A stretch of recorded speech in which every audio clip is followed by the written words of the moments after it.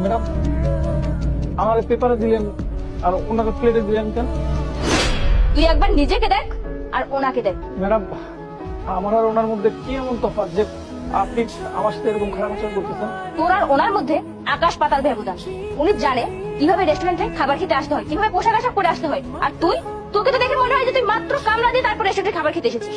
Madam, আমি তো ঠিকঠাক মতো টাকা দিয়ে খাইতেছি, তাহলে আবার ওনার আর আমার মধ্যে তফাৎটা কোন জায়গায়? আর রইল কাপড় চোপড়ের কথা, আমি তো রেস্টুরেন্টে খাবার খাইতে আসছি, কাপড় চোপড় দেখাইতে তো আসি।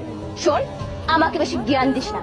কার সাথে কিভাবে কথা বলতে হয় সেটা আমি খুব ভালো করে জানি। আর টাকার কথা বলছিস না, তোর কাছে কয় টাকা আছে রে? তোকে তো দেখে মনে হয় তোর পকেটে একটা টাকাও নেই। আর তোর 7 জনের ভাগ্য যে আমি তোকে এই রেস্টুরেন্টে ঢুকতে দিয়েছি। আমার মাথাটা যদি একবার খারাপ হয় না, তোকে এই রেস্টুরেন্টে ঢুকতে দেওয়ার দূরের কথা, গেটের সামনে দিয়ে ধাক্কা দিয়ে বের করে দিতাম।